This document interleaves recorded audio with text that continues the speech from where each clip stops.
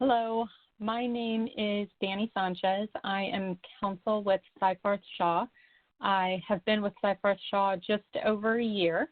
And one of the things that made F.E.A.R. and being counsel so appealing to me was the flex schedule that I have in belonging to the firm. And that is one of those things that was very scary to me. And that's one of the reasons why I like this topic about the power of fear, that I'm very thankful to be a part of the Belonging Project in this regard. And one of the hallmarks of the Belonging Project is the word Ubuntu, which became popular worldwide during apartheid as Bishop Desmond Tutu explained a philosophy in multiple South African ethnic groups, that our humanity derives from the humanity of the collective. And Ubuntu symbolizes the universal bond we have as a people and the focus on collective responsibility. The pandemic has illustrated just how interdependent we are, and this collective is focused on working together to move forward in our shared commitment to improving inclusion and diversity in the legal profession. We believe that we all rise and fall together. Built on this concept, the Belonging Project is a collaborative network of professional and personal support for diverse legal talent across industry organizations and law firms. It's through the Belonging Project that we are offering opportunities and programs to support diverse law students and lawyers during the pandemic. This initiative will contribute to diversity in the legal profession and encourage others to contribute and leverage their expertise and resources. In collaboration with our industry partners, we will offer webinars focused on professional and personal development, and oftentimes they are intermingled, such as this one talking about fear, one-on-one coaching, and a curated resource center devoted to the well-being and professional growth for all of us. So where there's fear, there's power, and that's really what I want to help everyone get out of this webinar, is the power that comes along with fear. How do we use that in the most constructive way possible? So that's me. Hopefully I look pretty much the same from the picture that takes, an hour to get when you're doing those photos for the website. I look pretty much the same there as I do here on the webinar. And the saying there will be multiple sayings throughout this presentation. And there's a lot of cliches, and there's a lot of quotes that come with the topic of fear. And I've pulled some of them because I think that they help shed light on the topic. That the fears you don't face become your limit. And I'm sure we can all point at something in our life, at some point in time in our life, where we have been limited because of something that we were fearful of. And there's lots of dimensions of that. We'll talk more about that in a little bit. So this is also me. I look much less like my law firm photo. I am a ultra runner. I am a trail runner, and this is one of my happiest places, is being out in nature, set to just run. And that personal and professional and how they interrelate with one another, running and what I have been able to accomplish in running has oftentimes given me what I need to overcome those fears. Breaking the limits I thought I had in that capacity has helped me to break other limits. I am the youngest of 4 kids. There will be a story or two that you get to hear about my 3 sisters who are all older. And finally, that is my blended family. So that's my husband on the right side of the photo and our 5 kids aged 10, 12, 13, 14, and 22. This is what our next hour or so is going to look like. Defining what fear is, putting a finger on what it is that we fear, looking and thinking of fear as a process. And what's that process that we go through? Fear should be just a bell that goes off to tell us we need to go through some process to break through what is limiting us or how we are limiting ourselves. And so when we can go through that process, we'll really recognize why we want to embrace the fear when it strikes us. We want to embrace whatever it is that's causing us that fear. So when you hear the word fear, I want you to think about what pops into your mind. And most likely, the word fear gives you some emotion. It evokes a feeling as opposed to necessarily a literal definition of the word fear. And I want to say fear, because it has so many dimensions, it's not all bad. I mean, it oftentimes gets a very negative perspective that fear is something bad and we all need to be fearless, and especially as lawyers that you have to be an advocate and you have to be fearless for your clients and advocating for their position. But if you think about the greater context of our society and the way we recreationally treat fear, fear is sort of innate when you go on a roller coaster ride, when you go to a horror movie. For people who like that genre of books and movies, there's something that you want to evoke. You want to evoke some sense of fear.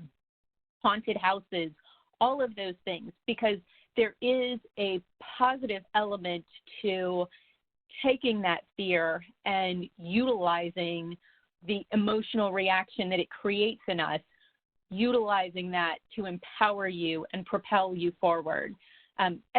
And my kids, the 10, 12, 13, and 14-year-olds, they still try and scare me any chance they get by hiding around a corner, by jumping out from behind the door. So this concept of fear, we need to make sure that we understand the positives. That's what this is, about understanding the positives that go with it. So a Webster's dictionary would be that fear is an unpleasant emotion that's caused by a belief that something will go wrong. Now, that belief can be founded in a lot of different things, and we're going to talk about what some of those are. Fear at its root is very instinctive, right? The saber-toothed tiger that was chasing after us, a long time ago. That's the sort of instinctual fear that a lot of people will think of when you say fear. It was really used to help keep us safe, and sometimes it still is. Research has said that you're really born with two fears, a fear of falling and a fear of loud noises, and that those fears oftentimes stay with us. That the response to that very instinctive fear is to fight, flight, and run away, or to freeze. Those are sort of the three basic responses that you have from that instinctive fear, the way that you're going to respond.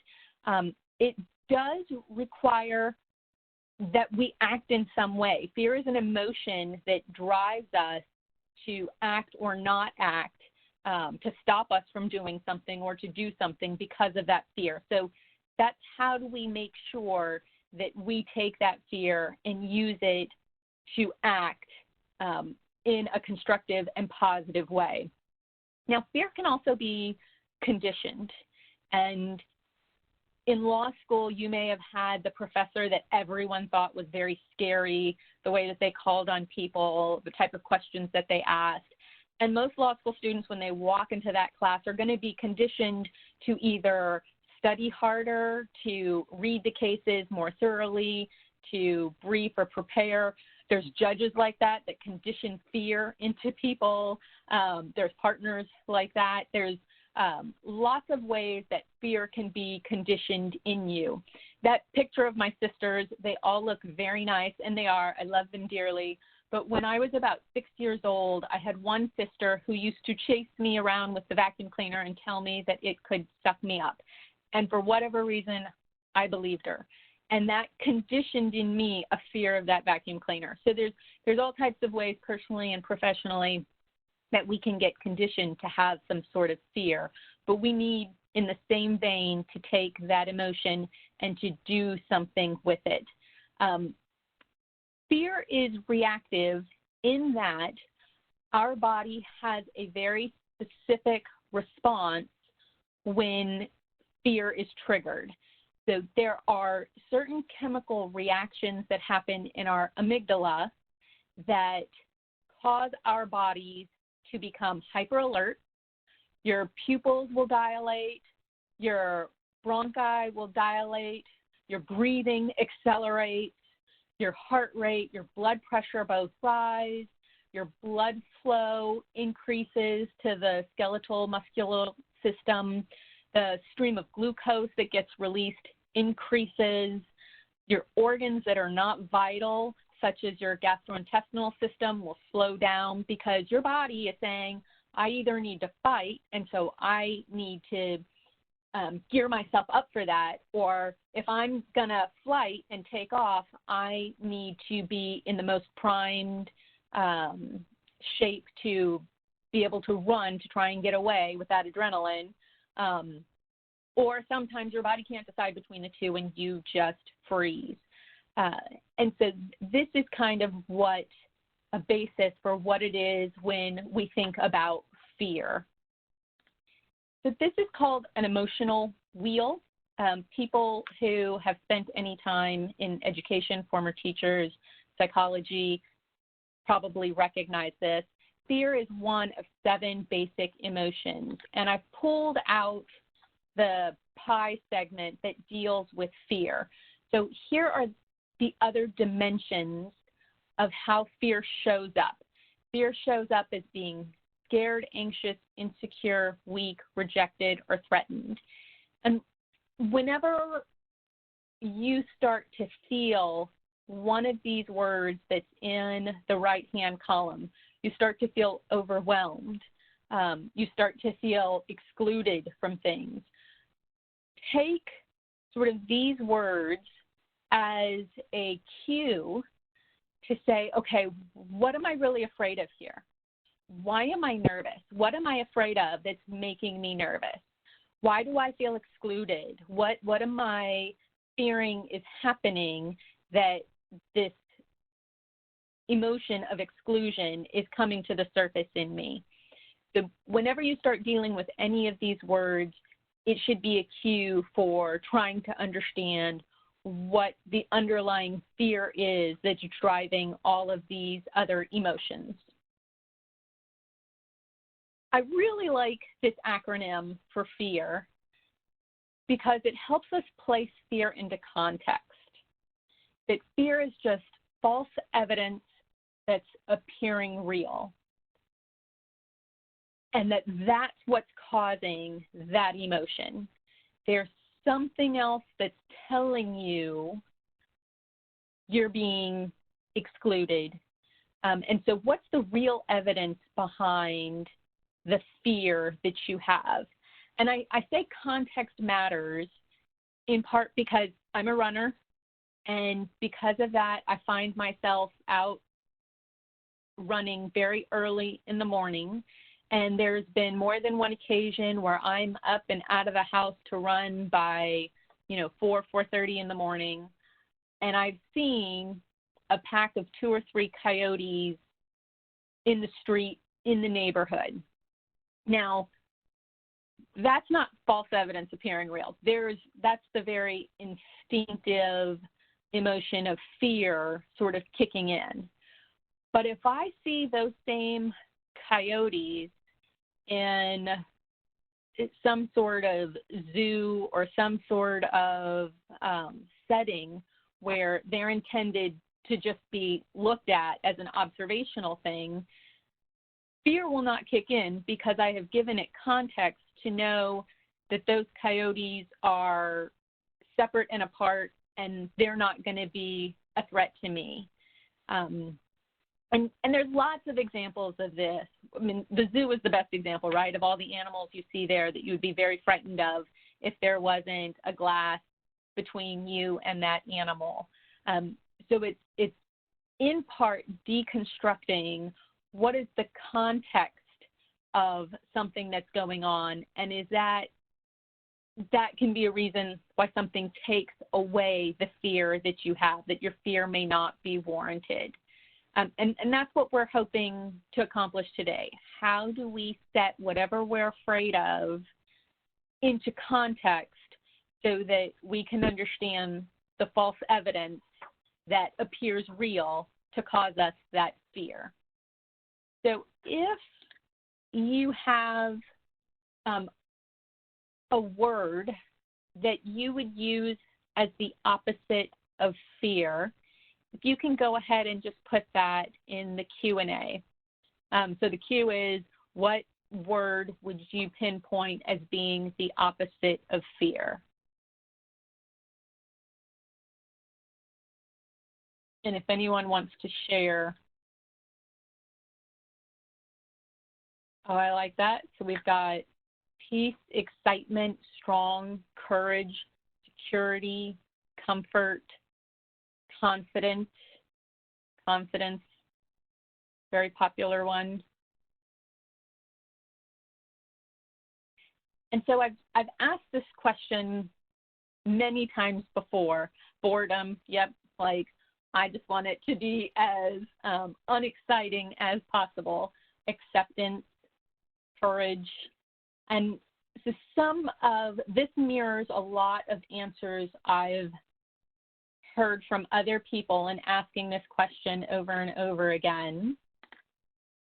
Peace, hope, faith, mother, acceptance, security, courage, confidence, risk taker, apathy, kind of like boredom, fortitude, love. And I ask this question because, one, I think it's so interesting that there's such a wide spectrum, such a wide scope, boldness, I like that.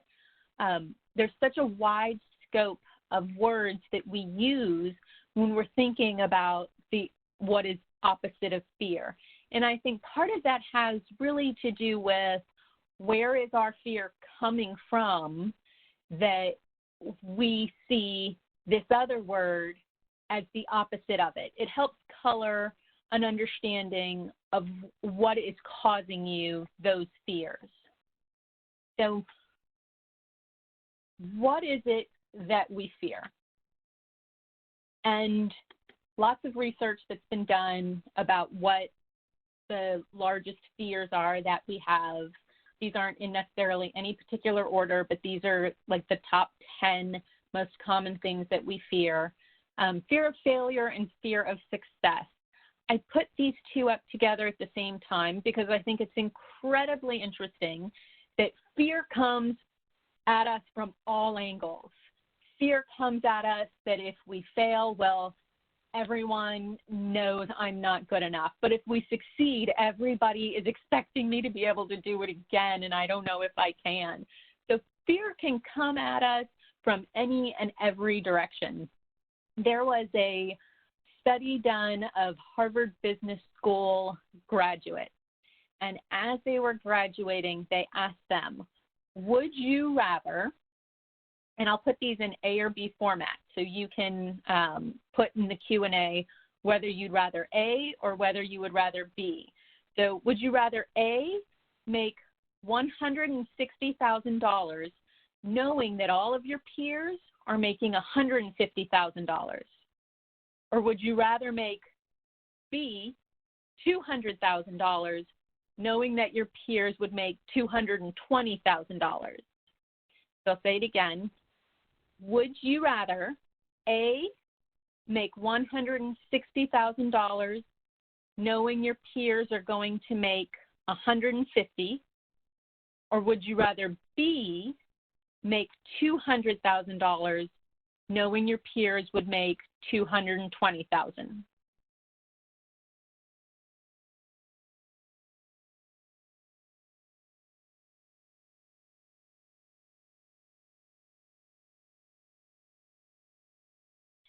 So the Harvard Business School graduates that were answering this, 87% of them chose A. Now, we all know B is the right answer, right? We all know that 200 is larger than 160, and you really should want to make more money regardless of what it is that your peers are doing. But the study sort of teased out that the reason why the overwhelming majority, 87% of those students, chose A was that it was based on fear. It was based on the fear of appearing to be a failure in comparison to their peers. So sometimes, right, we said context matters. Sometimes this feeling of failure or success has nothing to do with just what's happening to you, but it has to do with what's happening with your peers around you. Everybody else has been able to take a deposition except for me. Everyone else has gotten at least one offer for a job, for a summer clerkship, except for me. And so one of the things in putting all of this in context, when you find that your fear is in part based on your comparison to somebody else, try and put the blinders on. Try and put the blinders on so that you don't accept 160,000 instead of 200,000, so that you're not accepting something more limiting because you're afraid of how you will appear in comparison to others. So that can happen so easily that we limit ourselves because we're just trying to make sure that we don't fail in relation to somebody else, as opposed to what can I do if I'm not afraid and I take off those limits. But I thought that study was really interesting. I asked my daughter the same question about, whether she'd want A or B, and she said, well, totally I want A. I want to know that I'm doing better than all of my classmates. And I said, okay, well then you can go to Harvard. You answered like the rest of them. Two other fears: fear of dying, fear of commitment or intimacy. Fear of spiders goes back to that very instinctual sort of when we were more primitive type of fears. Fear of flying. I love the fact that it's very well known John Madden was afraid to fly. He flew when he was a coach, but once he became a broadcaster, he drove everywhere where he needed to be. Fear of public speaking, still a very high degree of people who have anxiety related to that. Fear of heights. One of my favorite stories there is Matt Damon of Jason Bourne fame was afraid of heights. When he was in Dubai, they set up a very romantic dinner for him and his wife. It was out on the ledge of a 60th floor of a building. They go out there to have dinner, and as he's walking out towards, the open space, his legs just lock up and he can't walk forward anymore. He literally shuts down from fear. And of course, his wife does not let him forget it. Fear of the dark and fear of rejection rounds out the top 10 fears that are most common. So fears in the time of COVID-19, I think that's one of the things that has united us in this time of COVID-19, in that it may not be the same fear, but there's so many things that can cause us fears that we all recognize, and it's become more acceptable to be afraid of something during this time. So that can look a lot of different ways. It can look like fear of failure for not getting a clerkship for law students, losing your clerkship, losing your job, being furloughed.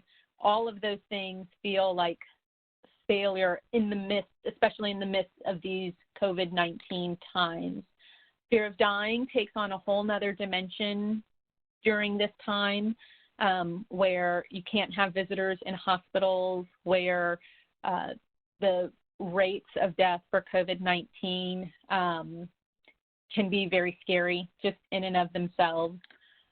As we start to go back to school, that fear of being able to balance work with virtual school for our children, or even for the kids who are going back in person, that fear of sending them back to in-person school, all of that can create fear, almost whichever option you choose.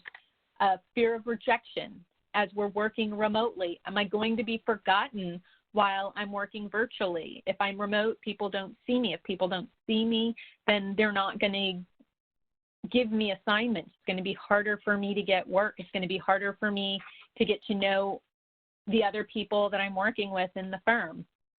So all of these are very real possibilities for fears that we might be facing. The first step to harnessing that power that comes from fear is to name it. And when I say name it, I mean you say it out loud, you write it down on a piece of paper, you make it very tangible and very real. I love the question, what would you do if you knew you wouldn't fail, right? We should all ask ourselves that question with some frequency to make sure that we're not putting limits on ourselves. What would you do if you knew you wouldn't fail? And even just asking ourselves that question opens up the possibilities for us to consider what we are capable of. And that's where so much of the power comes from, is opening up what is possible by saying it aloud. So if you knew someone would say yes, maybe you would ask to take a deposition in a case that you're working on. Maybe you would approach the partner to ask for a specific assignment. Maybe you would reach out to an attorney at a law firm. For law school students, you might reach out to an attorney at a firm who went to your law school. You might ask for reduced hours requirement because of the homeschooling. So really, you have to start by writing down what is the fear that holds you back. And if you're having trouble pinpointing what that is, I think most of us can probably come up with what is it that's causing me fear in some way, shape, or form. And you go back to the emotional wheel and look at those words. When do I feel overwhelmed? Okay, I feel overwhelmed when my kids' technology isn't working as I'm trying to get onto a conference call myself. So what am I afraid of? I'm afraid of appearing that I am not capable of getting my work done if I have a kid at home who's doing virtual learning. So use those words about why you're feeling overwhelmed, why you're feeling scared, why you're feeling rejected. You attend a virtual happy hour with your office and you feel like you never get an opportunity to engage in the conversation, or no one asked you something about what you've been doing on with your time, and so you feel rejected. Okay, take that feeling of rejection and ask yourself, what fear is that raising? That's causing me to fear that I'm not going to get assignments next week. That's causing me to be afraid that if there's additional furloughs, I might be the person who's picked. So write down, using that emotional wheel, what words resonate with me and how can I track down what that fear is that I need to manage so it stops managing me. The other thing that writing it down does is it decreases the likelihood that you're going to ruminate on it, that you are going to just keep thinking about it and thinking about it without actually doing something. So writing it down is that first step to doing something about it. So this process, what's the process? How do I take this fear, put it through some regimented process to help me break free of the limit that it is imposing on me? I'm not sure if anyone, I'm sure there's some people on the webinar who have seen the show This Is Us.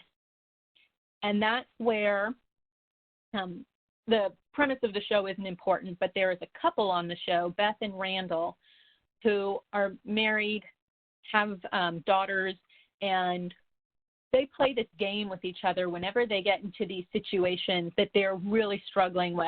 And it's called Worst Case Scenario. And they take whatever the situation is, and then they kind of go back and forth in saying, what's the worst thing that could happen? And I think that that's helpful, doing that worst case scenario, because it requires us to own our emotions. And if you have, you know, whatever that fear is that you pinpointed, that worst case scenario game, you can play by yourself. You can play with a partner or a spouse or a coworker or, you know, any manner of people to really drill down to, okay, why has this become crippling to me? Why has this become limiting to me? What's the worst possible thing that could happen? And how likely is that to happen? You know, sometimes that worst possible thing may be really likely, but could I recover from it, right? That's the necessary follow-up question.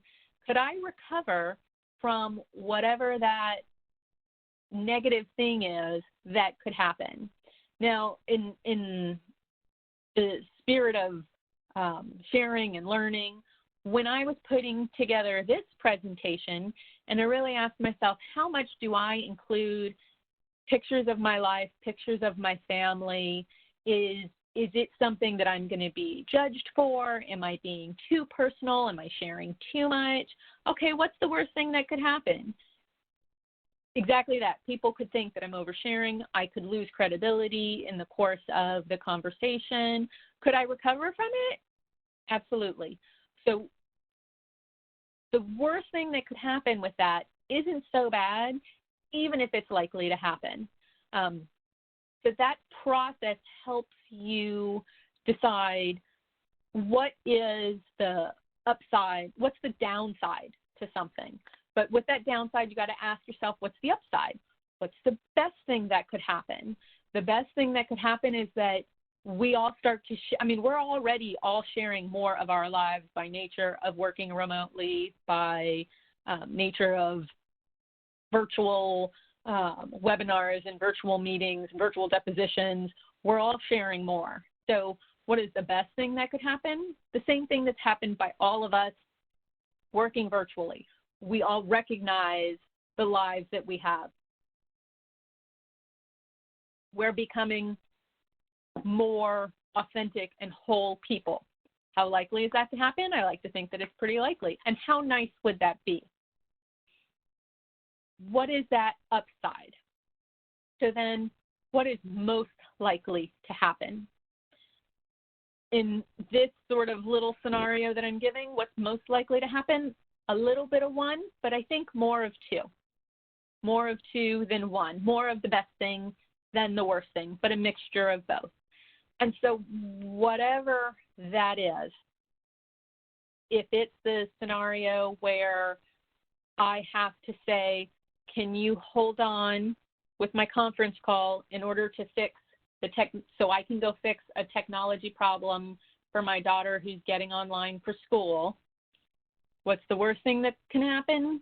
They know that I have a child at home who's learning virtually. Could I recover from it? Yes. Make sure that the conference call itself is efficient and effective and people are getting what they need during that time. What's the best thing that could happen? They say, oh, do you want to move this for a half an hour later? Which is a great upside. How likely is that to happen? You don't really know, but how nice would that be? And so what's that upside? What's that downside? What do you really have to be afraid of in that situation? How can you own that emotion in working through it? Now, a lot of these are small examples, but of course there's going to be bigger examples when it comes to, should I ask for a raise? and there's going to be a lot more that goes into, should I ask for an assignment from a particular partner, from a particular person that I want to work with. And so you're going to have different things that you have to think through, but thinking through each one of these is going to help in managing the emotions that go into that process. The power of fear really comes in dissecting it and understanding it. It comes in making it to the other side. So let's do that a little bit. We talked about identifying that fear and finding the limiting belief behind that fear. And once you've done that, my limiting belief is that I'll lose credibility if I put too many personal touches in my PowerPoint. So what's an empowering statement that's the opposite of that limiting belief? I will be able to connect better to the participants of the webinar by including parts of my personal fears of my personal life. So if your fear is around getting a promotion, what's the limiting belief behind that fear of getting promoted? I'm not qualified for it. I haven't taken enough depositions. I haven't written enough motions. Asking to argue a motion. What's your limiting belief behind that? That I won't do as good of a job as the partner. So then write the empowering statement that's the opposite of that. My limiting belief in why I'm not going to ask to on a motion to be able to argue that motion. If my limiting belief is that I won't do as good of a job as the partner, then your empowering statement is, I am qualified and will ensure through practice that I do as good a job, if not better, in arguing that motion than any other attorney could. So writing, and right, this is a physical exercise. You put that pen to paper and writing what that empowering statement is going to be.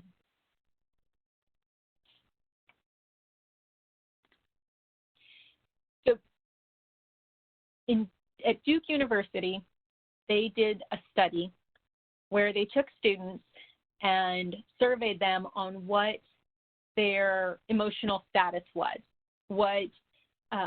Think of that whole emotional wheel again. Were they sad, angry? When you look at the emotional wheel, sometimes it feels like there's more difficult emotions on there than easy emotions like happy.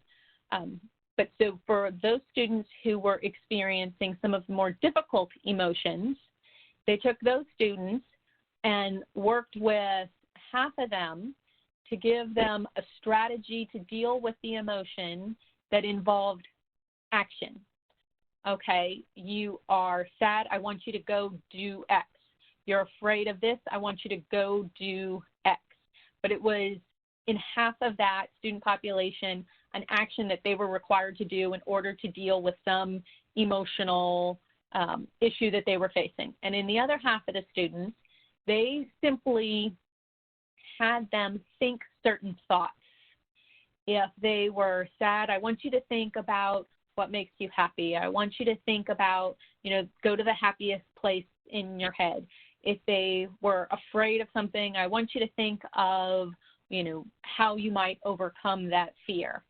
And as you see on the slide, when they surveyed them after either taking action or having specific thoughts, they were more likely to be in a better emotional place. Emotional change was 2 times as likely when the participants had to take some action as opposed to having thoughts, going through certain thoughts. So there's a much better chance if we actually take action when we're talking about our fears than just going over our thoughts and trying to be motivational about them. So I love this saying because my corollary to it is fear is a big scaredy cat. Fear is just a big scaredy cat, and when you confront it, it will go away.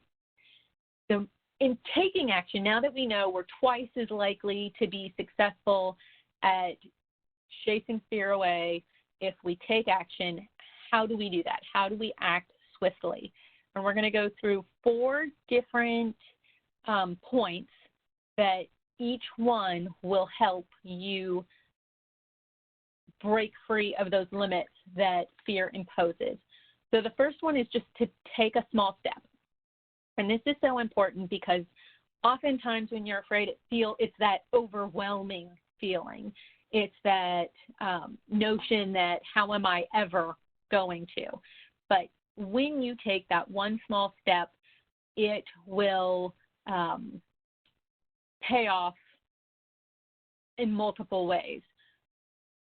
An expression I really like is that fear is often disguised as perfectionism in a costume. And procrastination is just a tool of fear. Because oftentimes you procrastinate or things have to be perfect because you are afraid of that failure. And so when you take this small step, you often can break down that barrier that perfectionism or the barrier that procrastination puts up because of fear.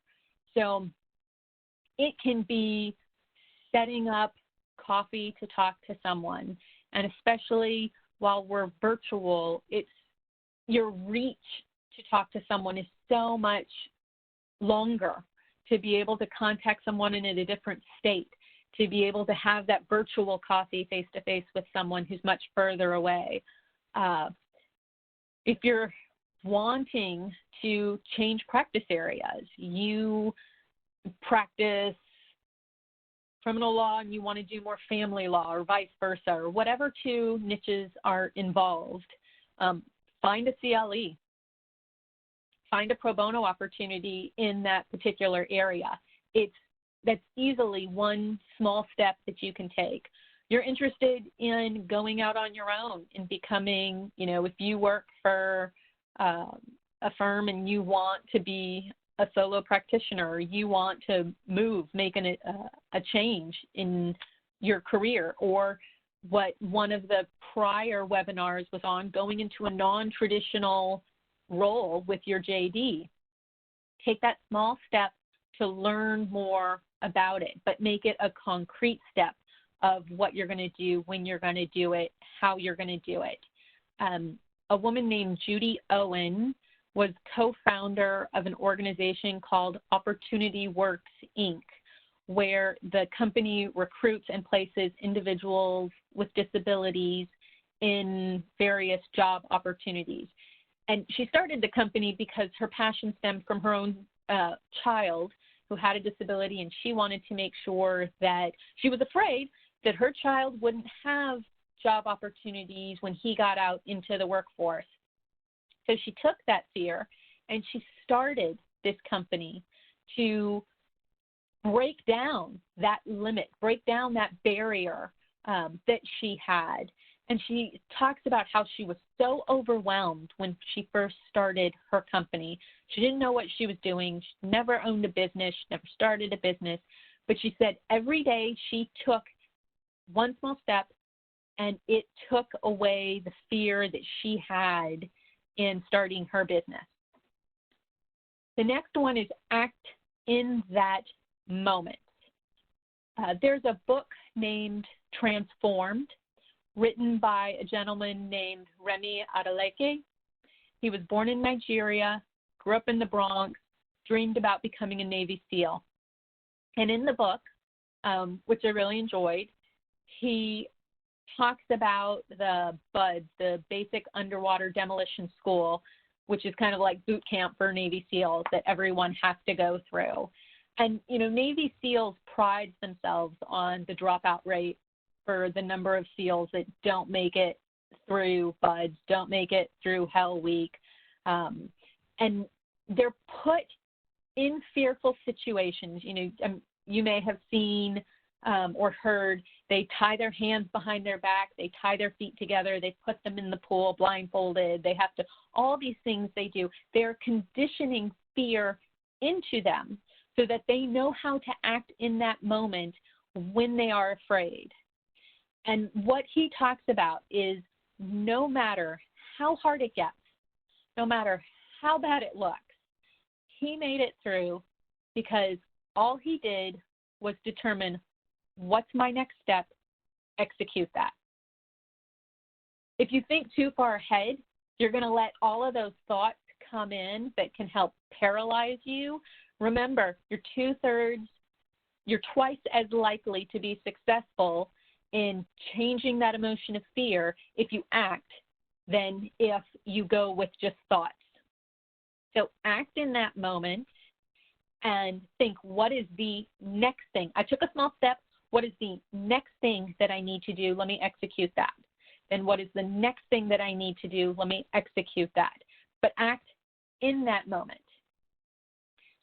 I love this one, form a habit to find familiarity, because it really speaks to who we are as humans, as creatures of comfort.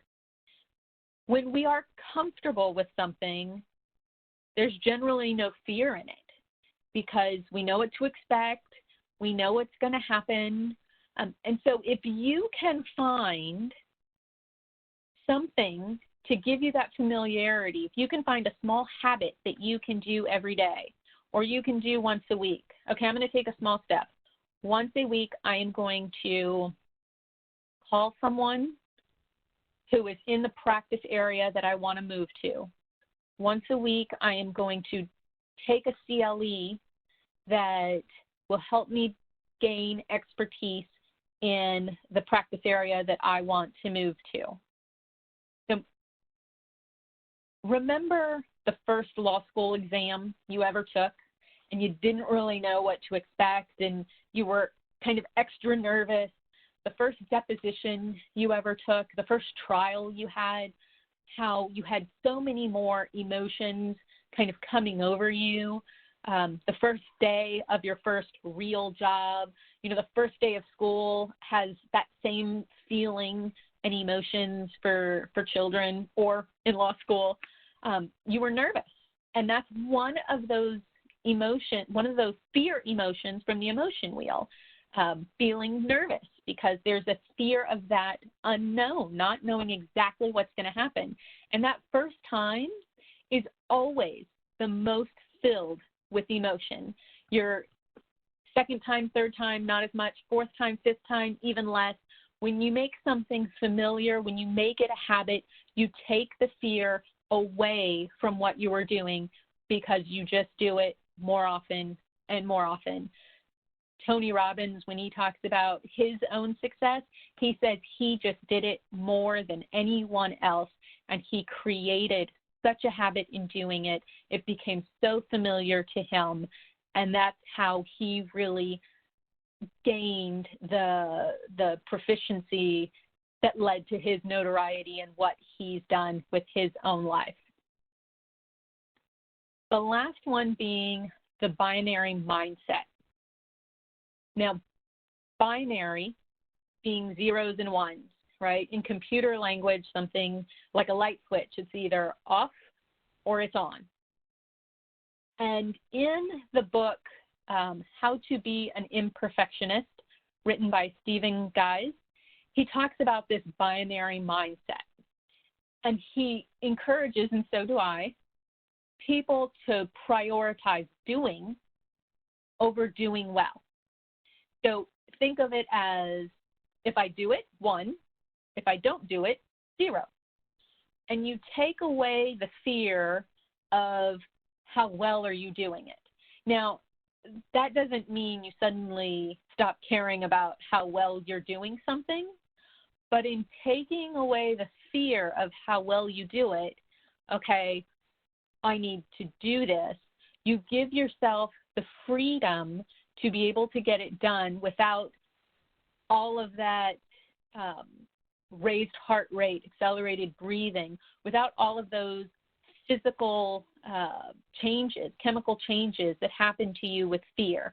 If you can change your mindset to say success is getting it done, and then you're able to move in the direction of it being familiar and doing it, every time you do it, you will get better, just as a natural consequence of familiarity, as a natural consequence of making it a habit, of taking away the fear. So that binary mindset can really help us to get there. So those are the two books that I was referencing, the Navy SEAL on the left and the book about imperfectionists on the right. So there is a CLE code for today, and that CLE code is SS4647. And there will be forms provided in the post-webinar email that attendees receive. Again, the CLE code is SS4647. So now embracing the fear. Remember, I just referenced it a little bit ago about how fear brings those physical and emotional changes to the body. When I was in 7th grade, I was in a public speaking class, and I had to do a speech one day. I was feeling not quite sick, but I was a little bit congested, and I gave the speech, and when I finished, I could breathe so clearly that I hadn't been able to do up to that point in the day. And I literally convinced myself that public speaking had cured my congestion, when really, when I look back now, I realized that it was the fear, the nervousness of getting up and talking in my public speaking class that allowed me to clear my airways and really be able to deliver the speech for my assignment. And so that's how we seize that power of fear.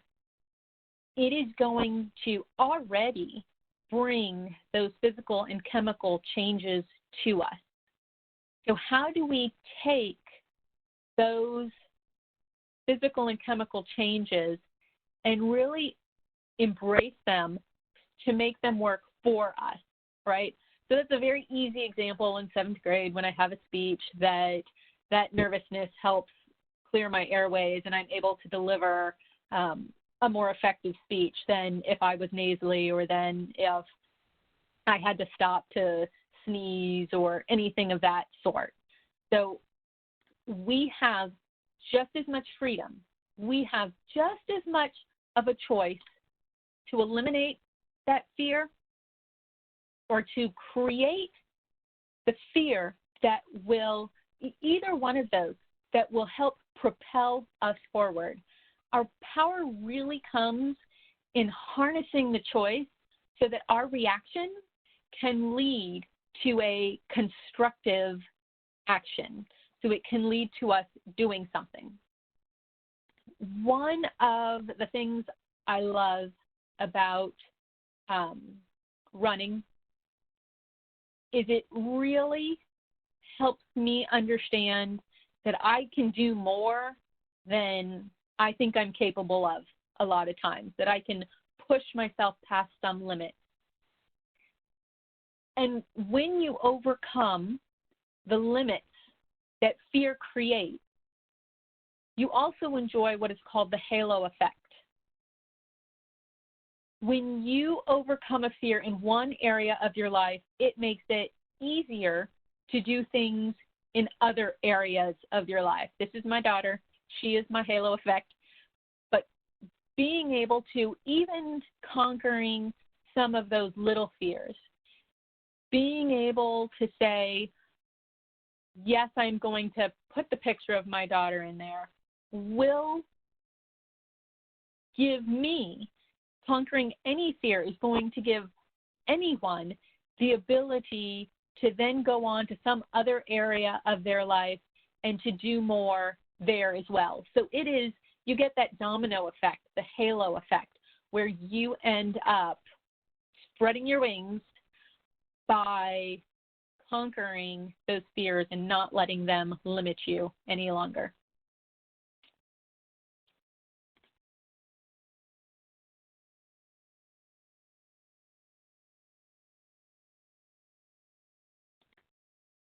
And I want to thank you all for coming, or for virtually coming to today's presentation. I think that takes us to right about 3 o'clock. This is an area where we all can use help from one another. So my email address is there, my phone number is there. If there's, I'm always happy to have a discussion, to start a dialogue. If there's some particular fear you've been wrestling with, maybe it's something I already mentioned, maybe it's something you heard me say that I've dealt with specifically, and I'm happy to continue the dialogue. Thank you, everyone who joined. Thank you, everyone who participated in the chat box as well. Thank you so much, Danny. I appreciate it. This was an excellent conversation, and I think, as always, very timely. We got a lot of tips that we can take, and frankly, I got a lot of things I can tweet. So thanks. We appreciate you giving us the time. And would you repeat that CLE code just one more time and explain, because somebody had a question on whether it was FF as in Frank or SS as in Sam. So can you give that code again? Absolutely.